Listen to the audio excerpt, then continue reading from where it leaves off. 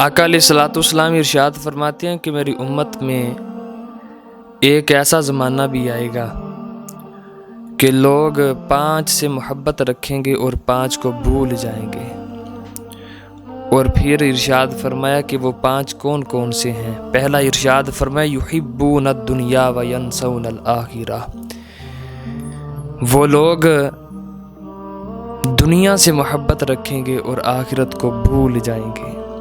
پھر دوسرا ارشاد فرمایا وَيُحِبُّونَ الْمَالَ وَيَنْسَوْنَ الْحِسَابَ، ارشاد فرمایا کہ وہ مال سے، دولت سے، پیسے سے پیار رکھیں گے اور اس کا حساب دینا بھول جائیں گے۔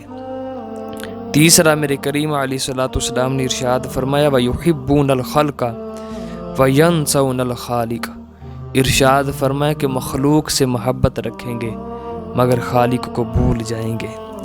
چوتھا میرے کریم نے ارشاد فرمایا وَيُحِبُّونَ الذُّنُوبَ وَيَنْسَوْنَ التَّوْبَةَ، گناہوں سے تو محبت رکھیں گے مگر ارشاد فرمایا توبہ کو بھول جائیں گے۔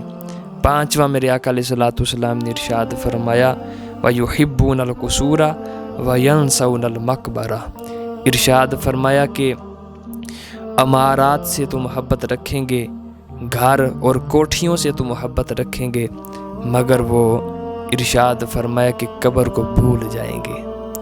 تو آج ہم وہ زمانہ دیکھ رہے ہیں کہ آقا علیہ الصلوۃ والسلام کی نشانیاں وہ جو سرکار نے ارشاد فرمائی تھیں وہ اب پوری ہوتی نظر آ رہی ہیں۔